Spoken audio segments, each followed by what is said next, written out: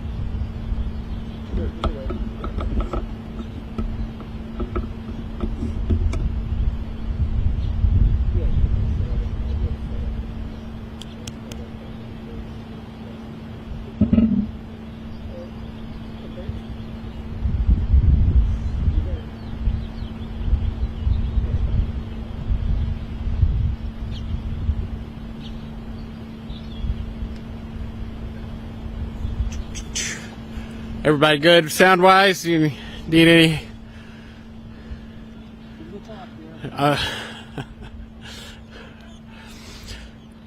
Yeah. What's that? Well, I did go see David Byrne the other night in St. Louis. That was a fantastic show. A lot of talking head stuff. We're good? All right.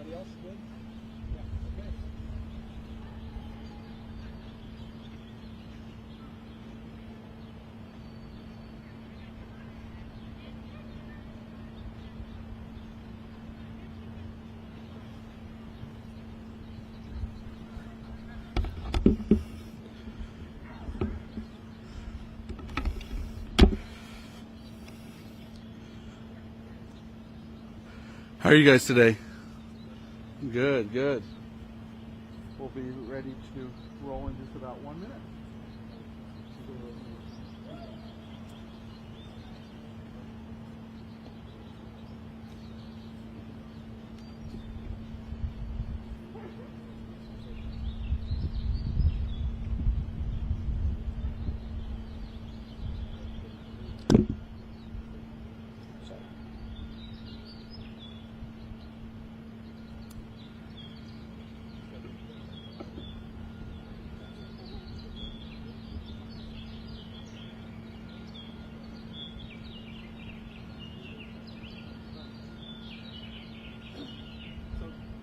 Darren's going to talk first, then Aaron. We'll open it up to on-topic questions, and then we'll have an opportunity to do off-topic questions. Work for everybody?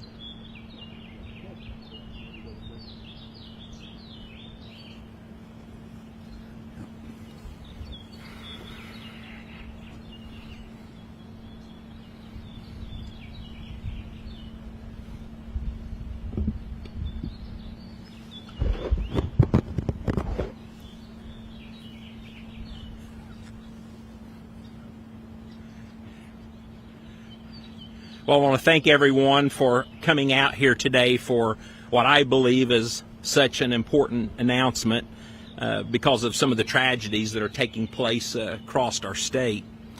On April 26, 2026, Chicago police officer John Bartholomew was murdered in the line of duty. What I want to make very clear today is the fact that this should not have happened. And yet, the state of Illinois is causing these problems. The man charged with killing him, Alfonso Talley, should have been behind bars. This was not a one-time offender. This was a repeat violent criminal. He violated electronic monitoring. He was a parole absconder. He made it clear that he wasn't going to follow the law. And yet, the state of Illinois let him walk. That's not just tragic. That is complete failure of leadership. And the people of Illinois, they deserve answers. Governor J.B. Pritzker signed the Safety Act. He pushed the Safety Act. He defended the Safety Act. And J.B. Pritzker owns this. Family members are grieving because of what took place. Here's the problem with the plan in Illinois. The Safety Act flipped the system on its head instead of protecting law-abiding families. It bends over backwards for criminals, and it assumes release first, and it puts public safety second. That's backwards, and it's dangerous. Now, I have been clear from day one. I believe that the Safety Act must be fully repealed, not tweaked, not adjusted, completely repealed. But while Springfield drags its feet, people are at risk right now. They're at risk today. So today I'm announcing the John Bartholomew Public Safety and Pretrial Justice Act. And this is simply common sense. If a judge believes that someone is more likely than not to be a danger to community, they stay in jail, period. We fix electronic monitoring because right now we have to be honest with ourselves. It's basically the honor system. That ends. Violent offenders will be supervised by real law enforcement. People with the authority to act when something goes wrong. And if you violate your monitor, even once, you're back in front of a judge within 48 hours. No loopholes, no excuses, no second chances. You don't get unlimited chances to break the law in Illinois anymore. Look, this doesn't fix everything. It certainly doesn't undo all the damage that's already been done. But it will stop the next violent offender from slipping through the cracks while we finish the law. Officer Bartholomew put on his uniform. He went to work. He went to work to protect others. The least that we can do is fix the law so that fellow police officers are protected and families across Illinois are safe. It's because that we should never have allowed this to take place in the first place. It's that simple, friends. Thank you. God bless you. God bless this state of Illinois, and just a special blessing of protection and comfort over the families that are grieving over the nonsense that the Safety Act has caused.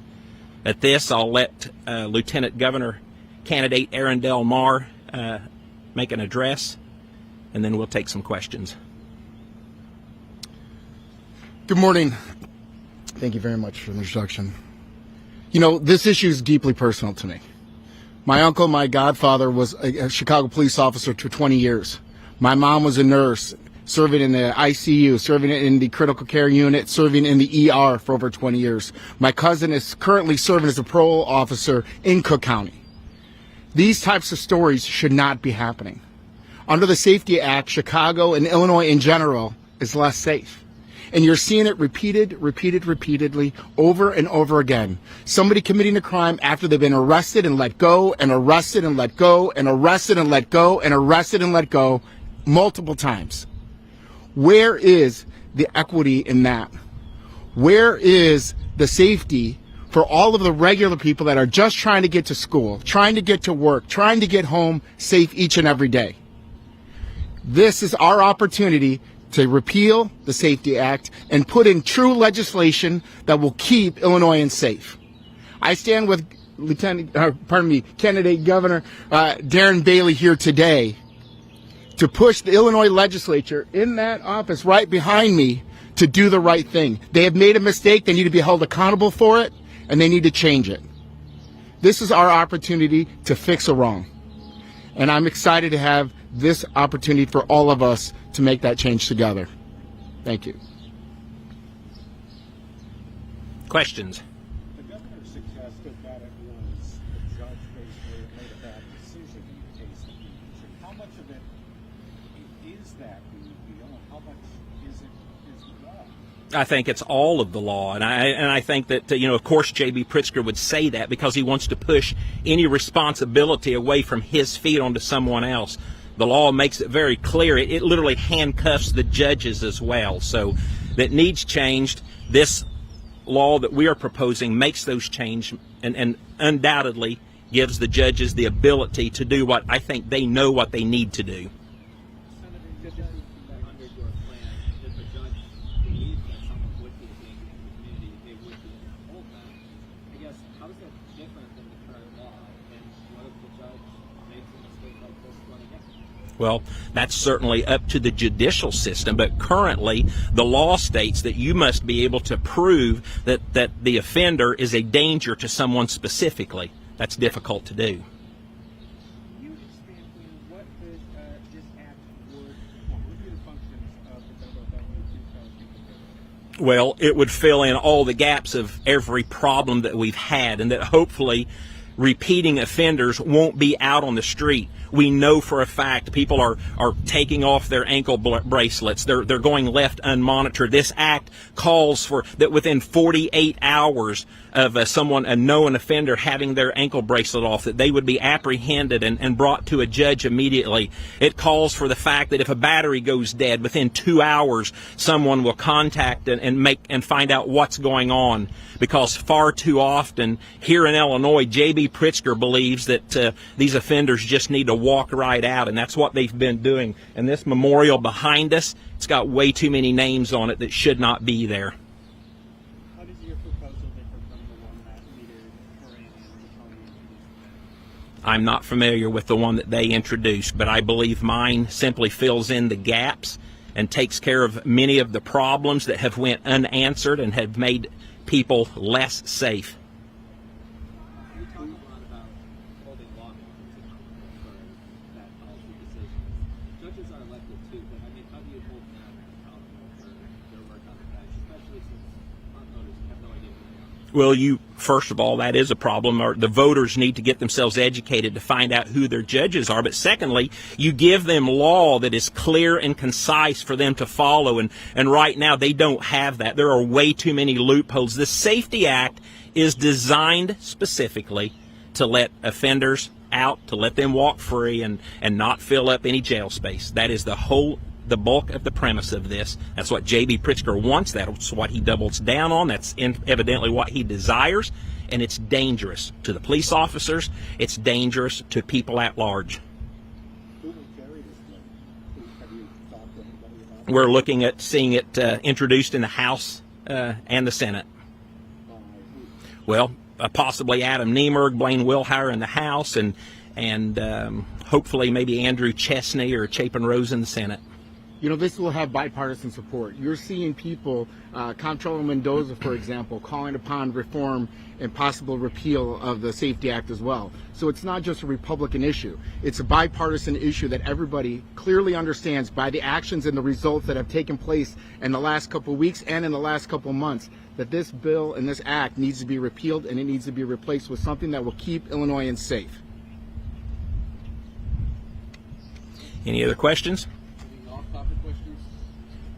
It's been nearly 2 months since Democratic leadership Representative Barry Beckman of this post. Do you have any comments on that whole situation? Well, I think accountability certainly is lacking here in Springfield. So anytime, whatever the caucus, whatever side that people show up and deal with accountability and see, we've got a long ways to go to rebuild confidence to the people across Illinois and what takes place behind us. So anytime that a caucus can stand up and call their own members out and deal with it, I think there's a glimmer of light that will make people more feel better about government.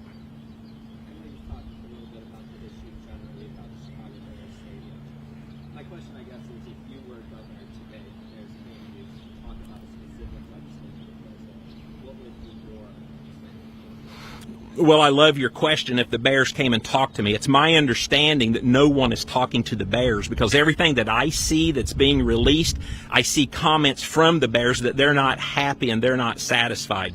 I would bring the Bears to the table. I would go to them, whatever it would take. I'd sit down. We'd find out what their needs are. We'd find out how we keep the Chicago Bears here in Illinois. But this is a perfect opportunity to also give the voters, the people, the taxpayers of Illinois some relief, which they direly need. And so far, many of the proposals that I've seen so far are simply an added cost to the taxpayers. So I don't think what's taking place is being transparent at all. People are coming up with a lot of ideas, but they're failing to bring in the true stakeholders, the Chicago Bears and the people of Illinois. I can tell you that there's legislation that we propose coming from somebody that lives less than a mile away from the area, living in Palatine, that is going to be affected not only on our school districts, but on our municipality, that currently as written, we're not very happy about it, because moving the Chicago Bears in are going to create an inequitable situation for people that are on the campuses, businesses on the campuses, and those that are on the outside. The idea that you're going to have no sales tax, 10 1/4 sales tax on any business that has in that campus property, but then outside of it, you can walk 50 feet and be back in Palatine or Arlington Heights or into Schaumburg, and now we're going to be stricken with that sales tax, is not fair. And the idea that they're going to put this stadium as currently legislated as written, which I believe will get changed in the Senate before it sees the governor's pen, it's not going to be on the backs of my people in Palatine, Schaumburg, Arlington Heights, and the rest of the northwest suburban area to burden all of this just to keep a team. If we can keep them in Chicago, if we can keep them in Illinois, we're for it, but not at the expense of the taxpayers like myself and my community. So I want to see whatever it takes to keep them, but I also want to see, an immediate suspension of the gas tax. I want to see a cap on property tax. I want to see a real reform to the energy bills that people of the state of Illinois are having each and every week that they open their bills up. So we couple a deal like this to keep revenue in Illinois, but we also give the taxpayers a break, because they're the ones that are truly hurting.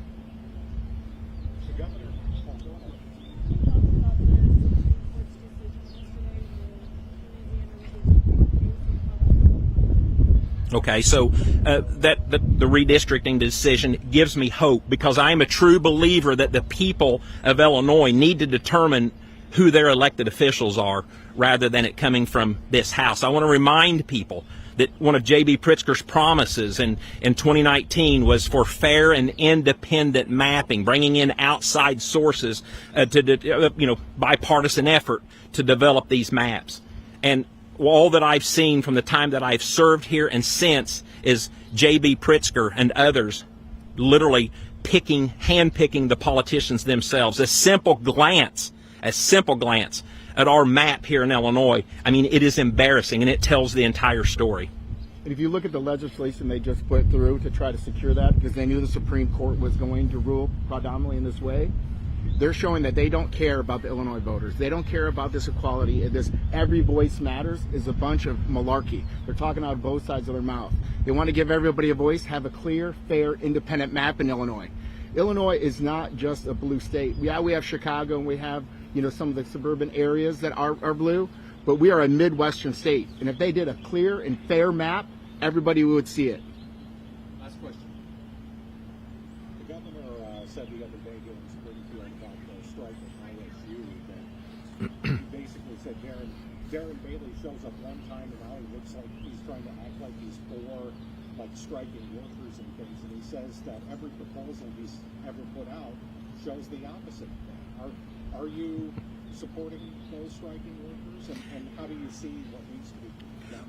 Well, I always support the workers of Illinois, and I am certainly not anti-union as J.B. Pritzker proposes. I think it's interesting in that same press conference, it took 3 tries to get that answer out of him. Were you here? It took 3 tries, three different times people were asking before he was trying to ignore it. But let's be real. They have been without a paycheck now for 3 weeks. I wonder how long J.B. Pritzker has ever been without a paycheck. Never. He doesn't understand, get, or care about the true plight of the working people in Illinois. They're making a right above minimum wage. They've not been given a raise in 2 years. They're the people that's getting their hands dirty on that campus. They deserve more, and it's obvious to me. That question was about strike rates that he was asked many times. Do you support strike rates? I support. There's no reason why anyone should be having a strike. I served on the North Clay at the North Clay School Board for 17 years. We never had a strike on my watch because we brought all parties to the table. We communicated. We worked with them. We made sure that that didn't happen. So anytime someone is going without a paycheck, as these members who are on strike are, because they are not being treated fairly, all avenues of communication were exhausted, so they are allowed that convenience to strike. They should have come to the table and got business taken care of immediately. These workers should not be going without a paycheck. Do you find it funny when they talk and they said that we're working on raising wages in Illinois? We're talking about raising the minimum wage. You have an opportunity to give these people a living wage, yet J.B. Pritzker is not doing it.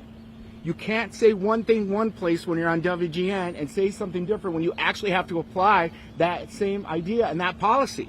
These people need to be able to have a livable wage, especially in Illinois where we have the highest income taxes, we have huge gas taxes, we have property. I mean, everything is expensive here. And yet he is suppressing their wages. So yes, Darren Bailey and I are going to stand with them. We're going to stand with anybody in Illinois that wants to speak out against the oppression that they're facing. Republican, Democrat, Independent, Green Party, it doesn't matter. This is what's right for Illinois, and we need to start taking care of our workers.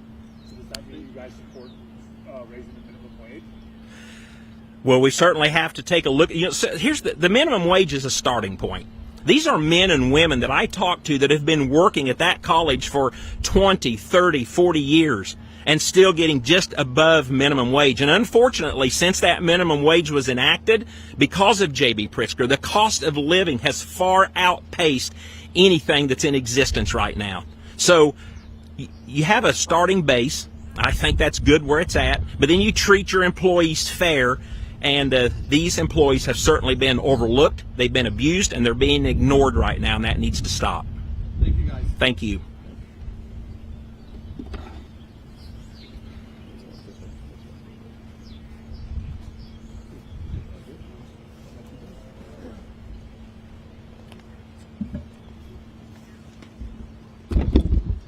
I'm so sorry. Hi, Mike. I'm so sorry. Oh, you're fine. You're fine. It's only the worst stand. It really is tiny. I'm so sorry.